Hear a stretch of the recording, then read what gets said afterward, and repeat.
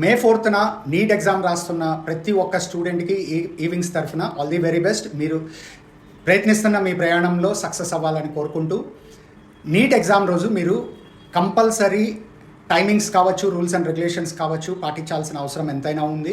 So dress code వచ్చేసరికి కేవలం light colour dresses మాత్రమే వేసుకోవాలి, అండ్ అది కూడా హాఫ్ స్లీవ్స్ మాత్రమే ఉండాలి. జీన్స్ వేసుకోకూడదు, అండ్ హై హీల్స్ ఉన్నాయి కానివ్వండి, షూస్ కానివ్వండి అలౌ చేయరు.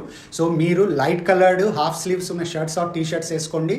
అండ్ యాక్సెసరీస్ ఏమీ పెట్టుకోవద్దు, లైక్ బ్యాంగిల్స్ కావచ్చు, ఇయర్ రింగ్స్ కావచ్చు, చైన్స్ కావచ్చు, వాచెస్ కావచ్చు, ఏ జ్యువెలరీ కానీ ఏ యాక్సెసరీస్ కానీ పెట్టుకోకండి. అండ్ షూస్ మీకు ఇందాక చెప్పినట్టుగా షూస్ అలౌ చేయరు, హై హీల్స్ ఉన్న చెప్పులు కానీ ఏవి అలౌ చేయరు. శాండల్స్ ఆర్ స్లిప్పర్స్ లో హైట్ ఉన్నాయి మాత్రమే వేసుకొని వెళ్ళండి. అండ్ టైమింగ్స్ వచ్చేసరికి మీకు 11:30 నుంచి లోపలికి అలౌ చేయడం చేస్తారు. అండ్ 1:30కి షార్ప్గా గేట్స్ క్లోజ్ అవుతాయి. ఒక్క నిమిషం లేట్ అయినా కానీ మిమ్మల్ని లోపలికి అలౌ చేయడం జరగదు.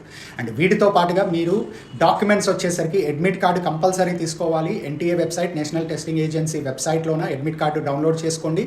దాని మీద మీరు నీట్గా అప్లై చేసినప్పుడు ఏదైతే ఫోటో అప్లోడ్ చేశారో సేమ్ ఫోటో కాపీ ఒకటి పేస్ట్ చేయండి. అండ్ దీంతో పాటుగా మీరు government ID proof like Aadhaar కావచ్చు, లేకపోతే PAN card, voter ID, passport ఏదైనా సరే ఒరిజినల్ ఐడి ప్రూఫ్ ఒకటి క్యారీ చేయడం మర్చిపోవద్దు. అండ్ వీటితో పాటుగా మీరు కంపల్సరీ గుర్తుపెట్టుకోవాల్సింది టైమింగ్స్. ఆన్ టైం మీరు అక్కడ ఉండండి. ఒక్క సెకండ్, ఒక్క నిమిషం లేట్ అయినా కానీ మిమ్మల్ని లోపలికి అలౌ చేయడం జరగదు. అండ్ బయట సమ్మర్ బాగా వేడిగా ఉంది, సో బాడీని హైడ్రేట్గా ఉంచుకోండి. అండ్ ముందు రోజు కంపల్సరీ సఫిషియంట్ స్లీప్ అనేది మెయింటైన్ చేయండి. అండ్ ఎగ్జామ్ టైంలోన స్ట్రెస్ తీసుకోకుండా మీకు తెలిసిన క్వశ్చన్స్కి మాత్రమే ఆన్సర్ చేయండి. అన్నెసెసరీగా మీకు తెలియని క్వశ్చన్స్కి గెస్ వర్క్ చేశారు అని అంటే నెగిటివ్ మార్క్స్ వచ్చే అవకాశం ఎక్కువ ఉంటాయి. సో ఇవన్నీ పాటిస్తూ మీకు ఎన్టీఏ వెబ్సైట్లో డౌన్లోడ్ చేసుకున్న అడ్మిట్ కార్డులో ఉన్న రూల్స్ అండ్ రెగ్యులేషన్స్ ఒకసారి మొత్తం చదువుకోండి.